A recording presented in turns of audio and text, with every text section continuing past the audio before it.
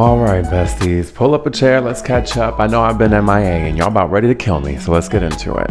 And if you're new here, you're probably gonna be a little confused by this video, so let me give you a little quick and dirty 30. Started out as a musician, put a bunch of my covers up here on YouTube. Some of them did decent, I think, for the time. Then I was releasing original music along with my covers. Then I started to just kind of experiment with makeup, and then before you knew it, makeup started to become another passion of mine. And then that took off in its own way. In the age of TikTok and Instagram and all of that and influencing, it has just blown up in a way that I never thought it could. So it's just kind of left me in this odd place mentally as a creator where so many different audiences have come to me for so many different things. Me being the people pleaser that I am, I feel that I just kind of have to deliver all the time. Hold on, the kid needs to go do his hair, so give me a minute. So yeah, get ready with me. I'm gonna go ahead and just talk through all of this, catch up on where I'm at now and why it took me so long to even address this shit. Let's get into it. If you are interested in what I'm using on my face today, then we're just gonna go ahead and let you know that that's in the description box below, okay? Editing all of that into the video is exhausting. I don't have an editor, I run this shit alone, which honestly is a great segue into the first point. Kind of already mentioned this, but I just was not anticipating the level to which all of this like influencing, online, persona having, online exposure having, I just genuinely had no concept of how this kind of all worked out. To me, it was just fun. It was great. It was me being creative and people appreciating me being creative. It was just kind of like a very natural thing. It didn't feel like it was imposing at all. I was doing it when I wanted to. I had the freedom of saying whatever I wanted about products and all that good stuff. Like, it just really was a good time to start. There was nothing to complain about. And also, this is not me complaining. This is me catching you up. So if it sounds like I'm complaining, I'm sorry. Because I'm not trying to sound like I'm complaining, because I'm not. Back in 2020, we all know what happened. We were all subjected to a worldly event, let's just say. That kind of obviously trickled and had its effect for everybody. And at that time, I'm gonna be honest with you, I had stopped uploading on YouTube for, it had to have been almost 10 years now at that point, I think. I'm lying, that 10 years is too much. I would say probably like 5 or 6 years was the last time I had posted on YouTube at that point. Instagram for me was just this platform where it was kind of like snapshots of your life, kind of like a online photo album that you can share with the world virtually, a portfolio of sorts. Then I started seeing people get, really creative, and so I started just kind of posting my makeup looks on there. And then obviously people that were close to me, people that have met me, they all appreciated it because it was just me kind of being my authentic self, just kind of being creative, having fun. And I think we all in this day and age kind of live for when we can tell that that's genuinely permeating out of a person's spirit. And then I had the fortune of having Morphe repost me once upon a time on their feed. I remember just seeing an influx of followers, positive comments, people talking about the makeup and all of that. And that to me was just something new. I had never gotten appreciation on that level for that form of creative that I had. Now looking back on that look, it was not that great, but shout out to Morphe during those times for reposting me. And I didn't even list that I was a beauty influencer. I literally was just being me. I was just this regular person. Nothing in my bio would have indicated that I was this beauty guru of any sort. And trust me, I was far from being as knowledgeable as I am today about the theory of makeup and all. Going back to 2020 when we were kind of all like locked in our homes and all of that, that is when I just saw the surgence of TikTok.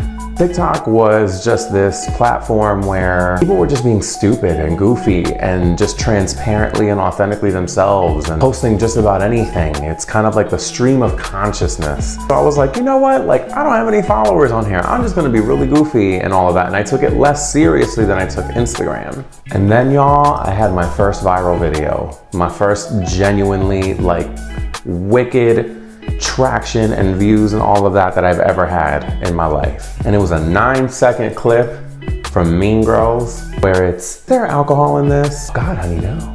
We all know the scene. Either which way, I went from just having no followers on there to suddenly having thousands of followers, tens of thousands of followers. Y'all need to understand something. I don't think I've even in history met tens of thousands of people. That just kind of started to take form. That started to kind of just like lay the path down before me. Before you knew it, a second viral video and a third viral video and then a fourth and a fifth, and then I went viral for another reason and another reason and another reason. So it was like I just kept gaining audiences from different sectors of life, but in this weird way, these different avenues are not that interconnected. So it was like, felt like I was only ever making content for one of these types of followers at any given moment. So then I was like, okay, you just gotta be a really solid content creator. You just gotta keep appealing to each of those avenues in some capacity, right? That's the smart thing to do. That's what you should do as a creator, is like listen to your followers and what they're looking for from you. But it just, for some reason, as time went on, just became this really unsustainable thing for me. As the following grew, the opportunities grew, the blessings came in, and I was very, very, very like happy, over the moon. Like I was like, wow, this is wild. Like, how did this happen? I'm just this kid from Philly. So naturally, it's just kind of like really wicked and wild to me to see just how this just takes form overnight. But all of that mental bandwidth that you had, just this abundance of going into something like this, can so easily be exasperated once the online hate comes and then the trolling starts. And listen, I get it, these are just words on a screen. I don't even pick up my phone regularly throughout the day. So I come from a time where I'm just like so good without needing to have online connections with everyone. It's just so wild to see how hateful and vitriolic comments will get, and for no reason. I'm not even sure what was happening at any given moment, but nonetheless, like, people felt the need to say some really bold things to me. Suddenly, you have stressors that are now interwoven into what you love to do, and that's scary. Because like, here's this thing that I love to do, be colorful, vibrant, positive, funny, and then here comes this negative force just trying to encroach on my joy. And all I'm doing is just trying to be joyful out here, be fierce as hell, be colorful as hell, be as vibrant, like just everything. And then suddenly it starts to feel like a job like any other. Now you're stressed about, if this video does well, how long am I gonna have to see hateful comments?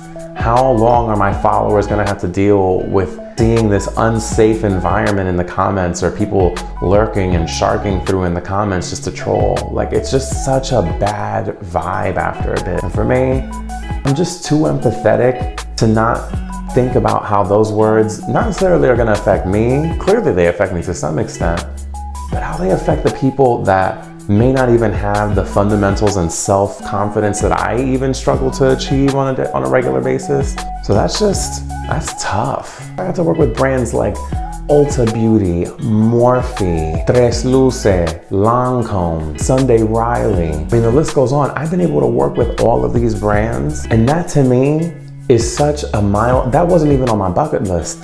But that is such a milestone achievement and core memory for me now. And I'm always gonna be grateful for that. But it's just wild to see the arc in this journey for me, where I just feel so encumbered with the labor that it goes to create content, strong content for your followers, and not even for your followers, but even for yourself. There has to be this middle ground where you feel like you're satisfied and fulfilled by what you create too. And that it fulfills the people that it hit at one point, that are looking for some kind of relief, a break from their day, you know, whatever that might be. If you follow me on Instagram, you probably already know this little bit of information. But over the past year, I've also embarked on a new relationship, something that is very scary to me. After my last relationship that wasn't too healthy, it was toxic for the both of us. I was not a great person. They weren't a great person at times. It was just this really toxic cycle that had to be broken, and I had to spend a couple years alone, and that I did. And during those years alone is when all of the stuff with TikTok and Instagram really blew up. And then also over the past year now, I've been with this person that's been so supportive of me, that I love and adore, and that I've never, I think, loved anyone this deeply before. I just haven't. I just know I haven't, because I feel like I have that much more to lose than I ever have. Sometimes in a relationship, especially when you get into a healthy relationship, sometimes you end up really stirring up some traumas that you genuinely didn't think that you weren't necessarily healed from or that you'd have to deal with.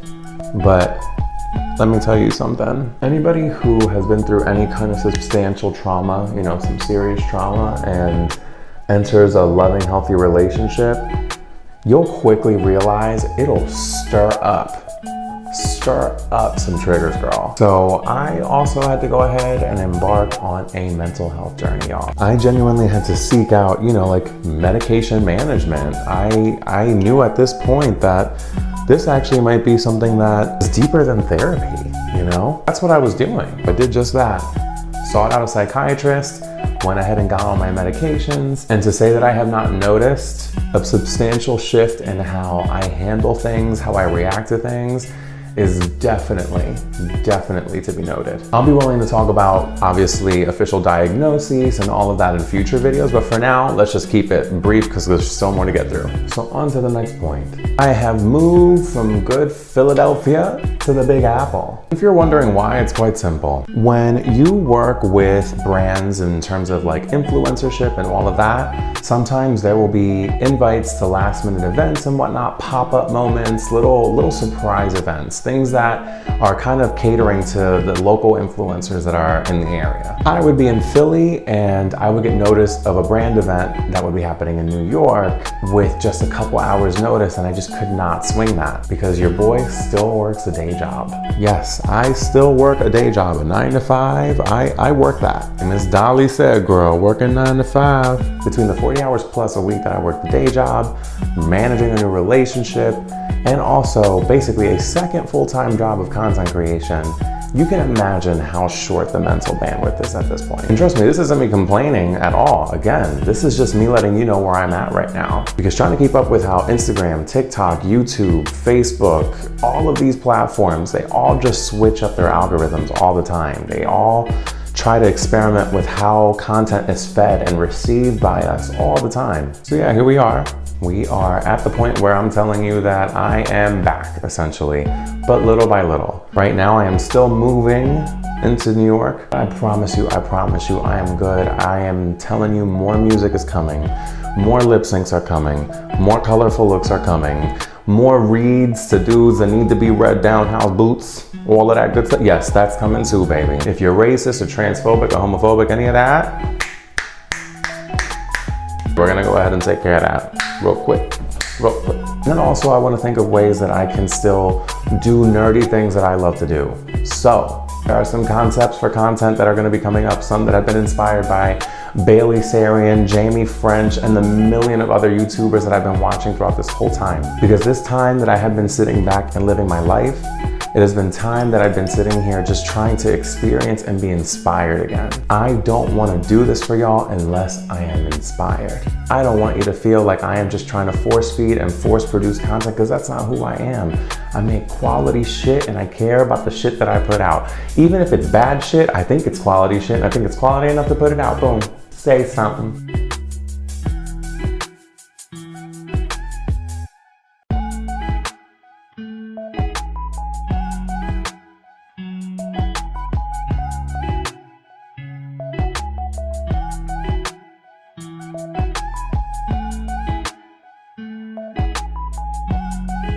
But all in all, thank you all for just getting ready with me.